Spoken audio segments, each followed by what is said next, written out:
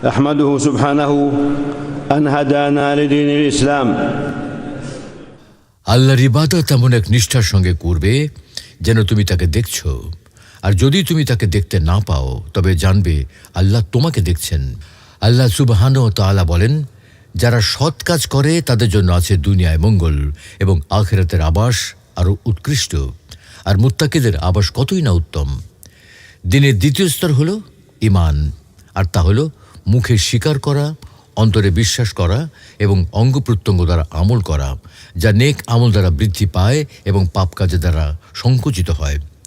এর 70-এরও বেশি শাখা প্রশাখা রয়েছে, যার সর্বোচ্চ হল লা ইলাহা ইল্লাল্লাহ এবং সর্বনিম্ন হল রাস্তা থেকে কষ্টদায়ক বস্তু অপসারণ করা, আর লজ্জা হল ঈমানের একটি বিশেষ শাখা। ঈমানের বিষয়গুলোর মধ্যে আরও আছে আত্মীয়তার সম্পর্ক বজায় রাখা, পিতামাতার সঙ্গে সদাচরণ করা, সত্য কথা বলা, উত্তম ভাষা ব্যবহার করা, অঙ্গীকার ও চুক্তি পূরণ করা এবং উত্তম চরিত্র অবলম্বন করা। আল্লাহ সুবহানাহু ওয়া তাআলা বলেন, তোমরা আল্লাহর ইবাদত করো এবং কোনো কিছুকে তার সঙ্গে শরিক করো না।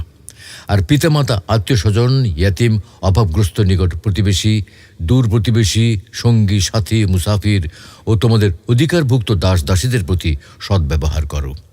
নিশ্চয়ই দাম্ভিক ও অহংকারীকে আল্লাহ পছন্দ করেন না। আল্লাহ আরও বলেছেন, হে মুমিনগণ, তোমরা অঙ্গীকারসমূহ পূর্ণ করো। তিনি আরও বলেছেন, আর আমার বান্দাদেরকে বলুন তারা যেন এমন কথা বলে যা উত্তম। নিশ্চয়ই শয়তান তাদের মধ্যে বিভেদ সৃষ্টির উস্কানি দেয়। শয়তান তো মানুষের প্রকাশ্য শত্রু। আল্লাহ আরও বলেন, ভালো মন্দ সমান হতে পারে না, মন্দ প্রতিহত করো উৎকৃষ্ট দ্বারা, ফলে তোমার সাথে যার শত্রুতা আছে সে হয়ে যাবে অন্তরঙ্গ বন্ধুর মতো। আর এটি শুধু তারাই প্রাপ্য হবে যারা ধৈর্যশীল ও এর অধিকারী, এবং কেবল তারাই প্রাপ্য হবে যারা পরম সৌভাগ্যের অধিকারী। এছাড়া ঈমানের অন্তর্গত বিষয়গুলোর মধ্যে রয়েছে বিপদ আপদে ধৈর্য ধারণ, নিয়ামত লাভের সময় শুকরিয়া আদায় এবং গুনাহ ও অবাধ্যতার পর তওবা ও অনুশোচনা করা। আল্লাহ সুবহানাহু ওয়া তাআলা বলেন, ধৈর্যশীলদেরকে কোনো হিসাব ছাড়াই তাদের প্রতিদান পূর্ণরূপে দেয়া হবে। আল্লাহ আরও বলেন, আর স্মরণ করো যখন তোমাদের রব ঘোষণা দিলেন, যদি তোমরা শুকরিয়া আদায় করো তবে আমি অবশ্যই তোমাদের প্রতিদান বাড়িয়ে দেব। তিনি আরও এরশাদ করেন, তোমরা তোমাদের প্রতিপালকের নিকট ক্ষমা চাও এবং অনুশোচনার পরে তার দিকে ফিরে এসো, তাহলে তিনি একটি নির্দিষ্ট সময় পর্যন্ত তোমাদেরকে উত্তম জীবন সামগ্রী ভোগ করতে দেবেন, আর অনুগ্রহ লাভের যোগ্য প্রত্যেক ব্যক্তিকে তিনি তার অনুগ্রহ দিয়ে ধন্য করবেন। ঈমানের স্তম্ভ হলো 6টি, আর সেগুলো হলো আল্লাহর উপর, তার ফেরেশতাদের উপর, তার কিতাবের উপর, তার রাসূলদের উপর, আখিরাত দিবসের উপর এবং তাকদীরের ভালো মন্দের উপর ঈমান আনা। আল্লাহ তাআলা বলেন, বরং সৎকর্ম হলো ওই ব্যক্তির আমল যিনি আল্লাহ, শেষ দিবস, ফেরেশতাগণ, কিতাব ও নবীদের প্রতি ঈমান আনে। আল্লাহ সুবহানাহু ওয়া তাআলা আরও ইরশাদ করেন, নিশ্চয়ই আমি সব কিছু সৃষ্টি করেছি নির্ধারিত পরিমাপে, আর ঈমানের মাধ্যমে দুনিয়া ও আখিরাতের কল্যাণ লাভ করে মুক্তি ও সাফল্য অর্জিত হয়। আল্লাহ তাআলা বলেন, আল্লাহ মুমিন পুরুষ ও মুমিন নারীকে প্রতিশ্রুতি দিয়েছেন জান্নাতের, যার তলদেশ দিয়ে প্রবাহিত হবে নহরসমূহ, যেখানে তারা চিরস্থায়ী হবে। আরও ওয়াদা দিয়েছেন স্থায়ী জান্নাতসমূহের উত্তম বাসস্থানের, আর আল্লাহর সন্তুষ্টি সর্বশ্রেষ্ঠ এবং এটাই মহা সাফল্য। আল্লাহ আরও ইরশাদ করেন, যারা ঈমান এনেছে এবং তাদের ঈমানকে জুলুম তথা শিরক দ্বারা কলুষিত করেনি, নিরাপত্তা তাদেরই জন্য এবং তারাই হেদায়েত প্রাপ্ত। আল্লাহ আরও বলেন, নিশ্চয়ই আমি আমার রসুলদেরকে এবং যারা ঈমান এনেছে তাদেরকে সাহায্য করব দুনিয়ার জীবনে এবং সেদিন যেদিন সাক্ষীগণ দাঁড়াবে। কাজেই আল্লাহর প্রতি ঈমান আনয়ন করার মধ্যে অন্তর্ভুক্ত হয় প্রতিপালক হিসেবে, সৃষ্টিকর্তা হিসেবে, জগতের পরিকল্পনাকারী হিসেবে এবং উত্তম গুণাবলী ও সুন্দর নামের অধিক হিসেবে তার প্রতি ঈমান আনা। তোমাদের রব সেই আল্লাহ যিনি আসমান ও জমিন 6 দিনে সৃষ্টি করেছেন, অতঃপর আরশে উঠেছেন। তিনি দিবসকে রাত্রি দিয়ে ঢেকে দেন এবং সেটি দ্রুত বেগে রাতকে অনুসরণ করে, আর তিনি সূর্য, চন্দ্র ও তারকারাজিকে তার আদেশের অনুগামী হিসেবে সৃষ্টি করেছেন। জেনে রেখো, সৃষ্টি ও কর্তৃত্ব সৃষ্টি এবং হুকুম শুধু তারই সৃষ্টি, যার হুকুম ও তার জগৎসমূহের প্রতিপালক আল্লাহ চিরমহিমান। তোমরা তাকে মিনতি ভরে সঙ্গোপনে ডাকো, নিশ্চয়ই তিনি সীমা লঙ্ঘনকারীদের পছন্দ করেন না। আর তোমরা সংশোধনের পর পৃথিবীতে বিশৃঙ্খলা সৃষ্টি করো না, এবং ভয় ও প্রত্যাশা নিয়ে তাকে রাখো, নিশ্চয়ই আল্লাহর রহমত নিকটবর্তী। আমরা সম্মানিত ফেরেশতাদের প্রতি ঈমান আনি। আল্লাহ তাআলা বলেন, আর ফেরেশতাগণ তাদের রবের প্রশংসা সহ তসবিহ পাঠ করে এবং পৃথিবীতে বসবাসকারীদের জন্য ইস্তেগফার করে। আমরা ঈমান আনি আল্লাহর কিতাব সমূহের ওপর, যার উপর রয়েছে তাওরাত ও ইনজিল, আর আল্লাহ মহাগ্রন্থ আল কোরআনুল করিমকে পূর্ববর্তী সকল কিতাবের ওপর ফয়সালাকারী বানিয়েছেন। আল্লাহ তাআলা আরও বলেন, আল্লাহ ছাড়া কোনো সত্য ইলাহ নেই, তিনি চিরঞ্জীব, সদা বিরাজমান। তিনি আপনার প্রতি সত্য সম্বলিত কিতাব নাজিল করেছেন, যা পূর্ববর্তী কিতাবসমূহকে সত্যায়নকারী। আর তিনি ইতিপূর্বে মানুষের হেদায়েতের জন্য তাওরাত ও ইনজিল নাজিল করেছেন, এবং তিনি ফুরকান তথা সত্য মিথ্যার মধ্যে পার্থক্যকারী মহাগ্রন্থ আল কোরআন নাজিল করেছেন। আল্লাহ অন্যত্র বলেন, আর আমি আপনার নিকট সত্য সম্বলিত কিতাব নাজিল করেছি, যা পূর্ববর্তী কিতাবের সত্যায়নকারী ও তার রক্ষক। আল্লাহ তাআলা বলেন, আমি আপনার পূর্বে রসুলগণকে তাদের কওমের নিকট প্রেরণ করেছি, তারা তাদের কাছে সুস্পষ্ট প্রমাণ নিয়ে এসেছিলেন। অতঃপর যারা অপরাধ করেছিল আমি তাদেরকে শাস্তি দিয়েছি, আর মুমিনদেরকে সাহায্য করার দায়িত্ব আমার নিজের উপর রেখেছি। আমরা শেষ দিবস অর্থাৎ কিয়ামত দিবস, প্রতিদান ও হিসাব নিকাশ দিবসের প্রতি এবং এতে থাকা আল্লাহর বন্ধুদের জন্য জান্নাত ও তার শত্রুদের জন্য জাহান্নাম নির্ধারণের বিষয়ে বিশ্বাস রাখি। আল্লাহ তাআলা বলেন, যারা তাকওয়া অবলম্বন করে তাদের জন্য পরকালীন ঘরেই উত্তম। তোমরা কি অনুধাবন করো না? আমরা ঈমান আনি যে আল্লাহ সকল ঘটনা ও দুর্ঘটনার ফয়সালা করেন। সব কিছু তিনি লৌহে মাহফুজে লিপিবদ্ধ করেছেন এবং সেগুলোর ইচ্ছা করেন ও তা সৃষ্টি করেন।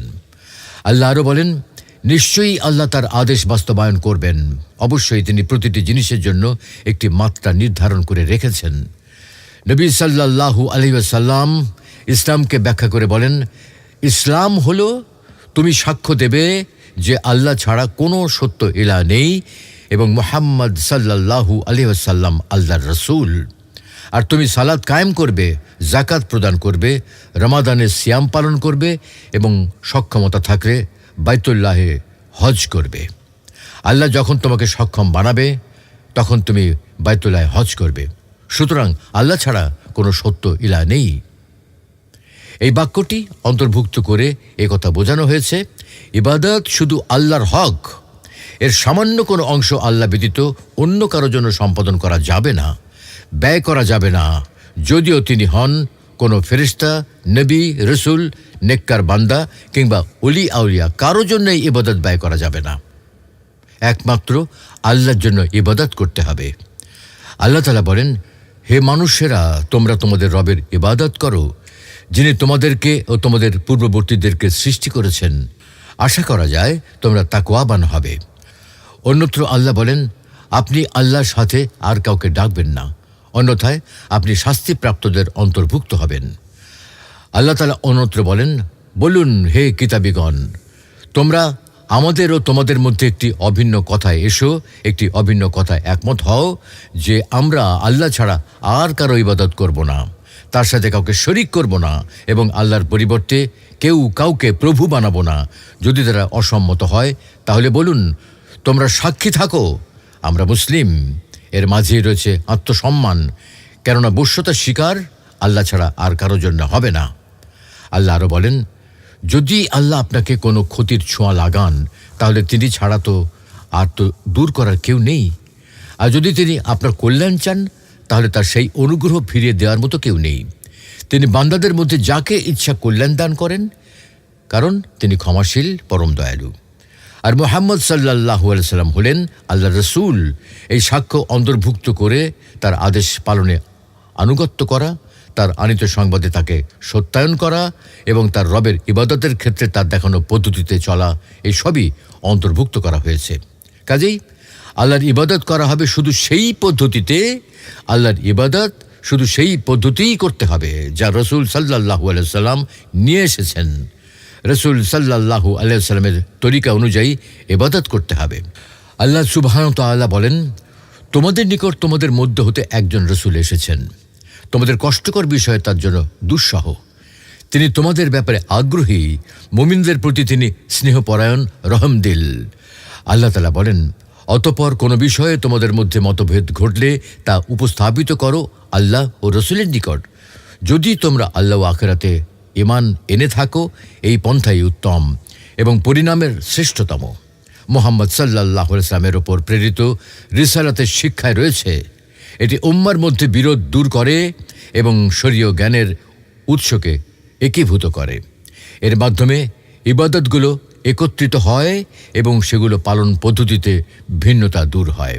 ফলে কিতাব ও সুন্নাতে যা উল্লেখ নেই এমন পদ্ধতিতে আল্লাহর ইবাদত করার মতো বিদআত থেকে মুক্তি পাওয়া যায়। এভাবে সৃষ্টি জগৎ ঐক্যবদ্ধ হয় এবং হৃদয়সমূহ সম্প্রীতিতে ভরে ওঠে। ইসলামের দ্বিতীয় স্তর হল সালাত কায়েম করা, যা বান্দা ও তার রবের মধ্যে সম্পর্ক স্থাপন করে, তার মুক্তির কারণ হয়, তার সময়কে সুশৃঙ্খল করে এবং বান্দাকে তার রবের তত্ত্বাবধান অনুভব করার পথ করে দেয়। এভাবে সে দায়িত্ব ও কর্তব্য পালনে প্রশিক্ষিত হয়। সালাতের মধ্যে রয়েছে বাহ্যিক ও আভ্যন্তরীণ পবিত্রতা এবং আধ্যাত্মিক ও শারীরিক পরিচ্ছন্নতা। আর জামাতে সালাত সমাজের বন্ধন দৃঢ় করে এবং পরস্পরের মধ্যে ভালোবাসা সৃষ্টি করে। আল্লাহ তাআলা বলেন, তোমরা সালাতের হেফাজত করো, আল্লাহর সামনে বিনয়ের সাথে দাঁড়াও। তিনি আরও বলেন, নিশ্চয়ই নির্ধারিত সময়ে সালাত কায়েম করা মুমিনদের জন্য অবশ্য কর্তব্য। অন্যত্র আল্লাহ বলেন, নিশ্চয়ই সালাত বিরত রাখে অশ্লীল ও মন্দ কাজ থেকে। আল্লাহ আরও বলেন, অবশ্যই সফলকাম হয়েছে মুমিনগণ যারা তাদের সালাতে ভীত অবনত। তিনি আরও ইরশাদ করেন, হে মুমিনগণ, যখন তোমরা সালাতের জন্য দাঁড়াও তখন তোমরা তোমাদের মুখমণ্ডল, হাতগুলো কোনই পর্যন্ত ধুয়ে নাও এবং তোমাদের মাথা মাসা করো, পায়ের টাকনু পর্যন্ত ধুয়ে নাও। আর যদি তোমরা অপবিত্র থাকো তবে বিশেষভাবে পবিত্রতা অর্জন করো। আল্লাহ আরও বলেন, আর আপনি সালাত কায়েম করুন দিনের 2 প্রান্ত ভাগে ও রাতের প্রথমাংশে। নিশ্চয়ই সৎ কাজ অসৎ কাজকে মিটিয়ে দেয়। উপদেশ গ্রহণকারীদের জন্য এটি একটি উপদেশ। ইসলামের আরও একটি স্তম্ভ হল যাকাত প্রদান করা। মানুষের অর্জিত সম্পদের একটি নির্দিষ্ট অংশ নির্ধারিত সময় নির্ধারিত খাতে ব্যয় করা। এতে সমাজের কল্যাণ হয়, অর্থনীতির গতি বৃদ্ধি পায়। এতে রয়েছে মনকে কৃপণতা, লোভ ও স্বার্থপরতা থেকে পবিত্র করার শিক্ষা এবং নিজেকে দান দক্ষিণার প্রশিক্ষণ দেওয়া। এছাড়া এটি অভাবীদের প্রয়োজন মেটায়, সামাজিক বন্ধন শক্তিশালী করা ও সমাজের সদস্যদের মধ্যে ভালোবাসা ও সম্প্রীতি গড়ে তোলার মধ্যে দিয়ে সামাজিক সংহতি অর্জনের কার্যকরী উপায় হিসেবে কাজ করে যাকাত। আল্লাহ সুবহানাহু ওয়া তাআলা বলেন, আর তোমরা যাকাত দাও এবং তোমরা উত্তম কাজে যা কিছু নিজেদের জন্য পেশ করবে আল্লাহর কাছে তা পাবে। নিশ্চয়ই তোমরা যা কিছু করছো আল্লাহ তা দেখছেন। তিনি আরও বলেন, আমার রহমত সব কিছুকে পরিবেষ্টন করে আছে, অতএব যারা তাকে অবলম্বন করে যাকাত প্রদান করে এবং আমার আয়াতসমূহে বিশ্বাস করে আমি তাদের জন্য তা লিপিবদ্ধ করে রাখব। তিনি আরও বলেন, আপনি তাদের সম্পদ থেকে সাদাকা গ্রহণ করুন, এর দ্বারা আপনি তাদেরকে পবিত্র করবেন এবং পরিশোধিত করবেন। আল্লাহ সুবহানাহু ওয়া তাআলা আরও বলেন, শুধু ফকির মিসকিন কাজে নিযুক্ত কর্মচারীদের জন্য তাদের অন্তর আকৃষ্ট করতে হয়। যাদের অন্তর আকৃষ্ট করতে হয় তাদের জন্য দাস মুক্তিতে, ঋণে ভারাক্রান্তদের জন্য আল্লাহর পথে ও মুসাফিরদের জন্য এটা আল্লাহর পক্ষ থেকে নির্ধারিত। আর আল্লাহ সর্বজ্ঞ প্রজ্ঞাময়। اللهم اغفر ذنوبنا، اللهم اغفر ذنوبنا، اللهم اغفر ذنوبنا ويسر امورنا واشرح صدورنا ونور قلوبنا واختم بالصالحات اعمالنا واجالنا. اللهم اغفر ذنوبنا ويسر امورنا واشرح صدورنا ونور قلوبنا واختم بالصالحات اعمالنا واجالنا واصلح ذرياتنا وادخلنا الجنه واعذنا من النار. اللهم تقبل حجنا، اللهم تقبل حجنا وطاعاتنا وصالح أعمالنا. اللهم وأعنا على ذكرك وشكرك وحسن عبادتك. اللهم إنا نسألك العفو والعافية والمعافاة الدائمة في الدين والدنيا والآخرة. اللهم إنا نسألك العفو والعافية والمعافاة الدائمة في الدين والدنيا والآخرة. اللهم أصلح أحوال المسلمين، اللهم أصلح أحوال المسلمين، اللهم أصلح أحوال المسلمين، اللهم ألف بين قلوبهم وتولى جميع شأنهم وازرع المحبة فيما بينهم. اللهم كن لإخواننا في فلسطين، اللهم كن لإخواننا في فلسطين، اللهم تولى شأنهم، اللهم تولى شأنهم، اللهم أطعم جائعهم واكس عاريهم وآوي طريدهم واجبر كسيرهم وآمن خائفهم واكفهم شر أعدائهم. اللهم انصرهم على عدوك وعدوهم، اللهم انصرهم على عدوك وعدوهم بقوتك وعزتك يا قوي يا عزيز. اللهم وفق ولاة أمور المسلمين، اللهم وفق ولاة أمور المسلمين لكل خير واجعلهم من أسباب الهدى والتقى. اللهم وفق إمامنا وولي أمرنا خادم الحرمين الشريفين، اللهم وفق إمامنا وولي أمرنا خادم الحرمين الشريفين الملكة سلمان بن عبد العزيز وولي عهده الأمير محمد بن عبد سلمان، اللهم واجزهما خير الجزاء على ما قدما ويقدمانه للإسلام والمسلمين. ربنا آتنا في الدنيا حسنة، ربنا آتنا في الدنيا حسنة وفي الآخرة حسنة وقنا عذاب النار. سبحان ربك رب العزة عما يصفون وسلام على المرسلين والحمد لله رب العالمين، وصلى الله وسلم وبارك على نبينا محمد وعلى آله وأصحابه أجمعين.